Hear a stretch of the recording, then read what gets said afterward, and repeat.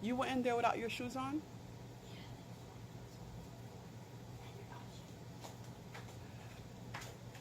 I know you're thinking Haitian American Princess. What big dark secret has America hidden from us now? There's no secret. It's all in my mind. All in my head. Not the American Haitian part. That is 100% who I am. I have never been crowned a princess. On the journey of finding myself, I know I had the temperaments and the mindset of a princess. I clearly and fully understand what a queen is, and the queen is a nice title to have, something that we all call ourselves as mothers, daughters, and wives. But in reality, a queen had people take care of their children and people to do everything for them. So I think it's kind of funny that we call ourselves that. I rather call myself a princess because the queen has a very big job to do. She can't really focus on motherly things, regular life things. She's a queen. She's probably too busy praying to God, building a relationship with God to save her people and keep her people protected and guided in the spiritual realm. I don't have proof, but I think that's what queens did in my mind.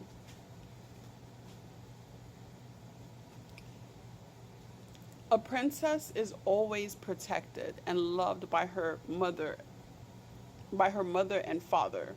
Before you can come around a princess, you're checked out and interviewed, and you know that she has a father, and you know that she has a mother, and they are a queen and they are a king, and you better not with the princess.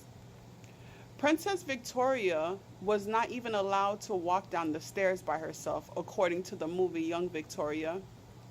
She grew to hate that. After the life I have lived, I would find that just wonderful to be looked at as precious, valuable, important, protected. A princess is meant to be a wife and mother and taking care of her whole life, never really having to figure things out on her own. I don't care if you were a king, queen, or princess.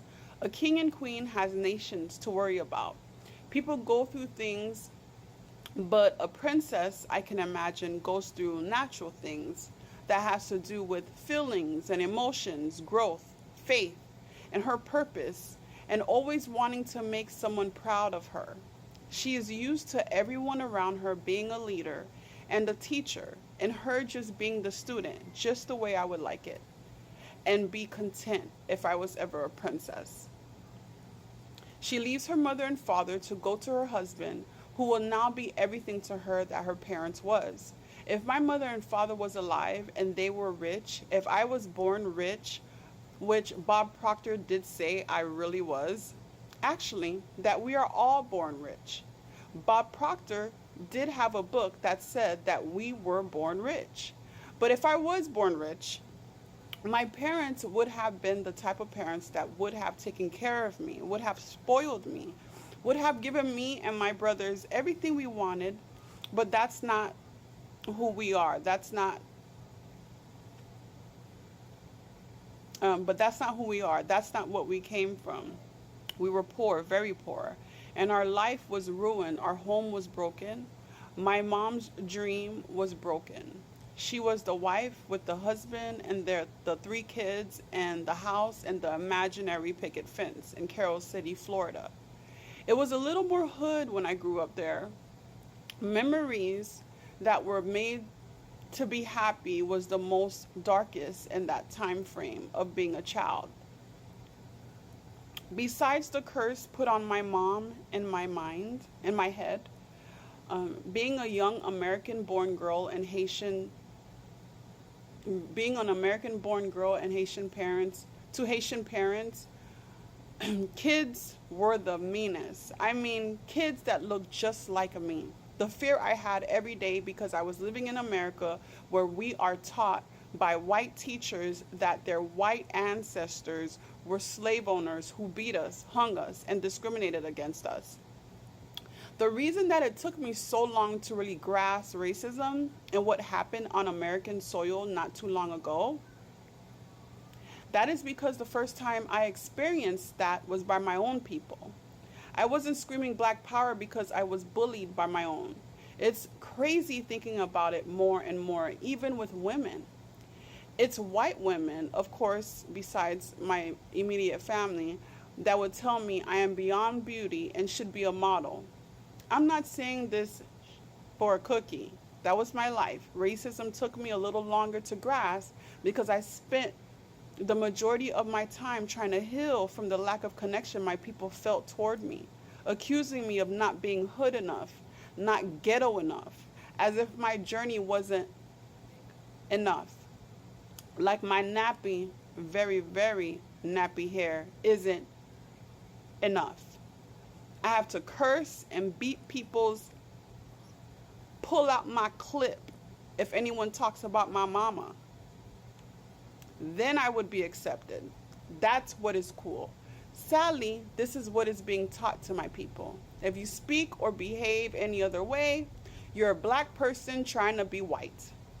I am Jasmine, a Black woman, born on American soil to Haitian parents. I am a strong Black woman, and let me tell you, given the chance, I would not only fight for my children, I would fight for all children, no matter the race, Black, white, Chinese, Russian, German, Jewish, Hispanic, even aliens, even the alien race. Is the color of our skin, it's not about the color of our skin. We are all human beings on the same journey of having a beginning and an ending. So it's hard to understand why do we look at each other like one is better than the other. This is it. I don't know why it's so blurry, so I'm sorry.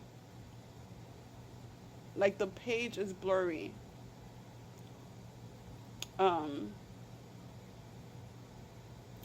No one will ever tell me, be loud, make noise, hurt people. That's what will put me in the Black club. I'm going to read this last paragraph, and then I'm not going to read no more.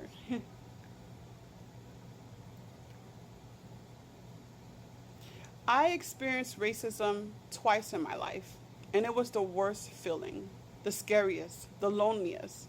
You can understand why we get riled up, but we also need to heal as a community for the pain of our ancestors. What is being hood? I am a Black woman born in America, with my Haitian tribe in my bloodstream. I spend 80% of my day thinking of my children and our people, all the hardworking people in the world. No, this isn't going to be a story that points out Black people are the only ones that need to be saved. This is a nationwide crisis. And while every other race of our ancestors has experienced some form of inhumane treatment, to know that Martin Luther King died fighting for the freedom I have today, how can I transform into anything else but a lady, a mother, a citizen of the United States? Doing everything I can to make sure Jesus, Abraham Lincoln, JFK, Malcolm X, Moses, Cleopatra, William Tyndale, Martin Luther King, people that didn't know us fought for our future without even realizing it. That they did not die in vain. Their fight for what they knew was right has given me a lifestyle that sadly some of our ancestors didn't experience. Because for some reason in our life journey, one race actually thought they were superior than the other. The saddest truth is that every single race and color has thought they are more superior. When you see those people, you know they are worshiping everything else but the truth. The God I believe in loves everyone, every race, gender, height, weight. One day we will realize this. The world will be the original paradise that was promised to us. We, the humans, will match the energy of our home earth, our paradise on earth that was promised to us. It's here. We are living on it.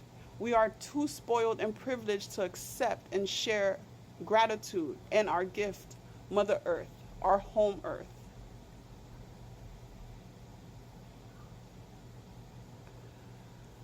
Okay.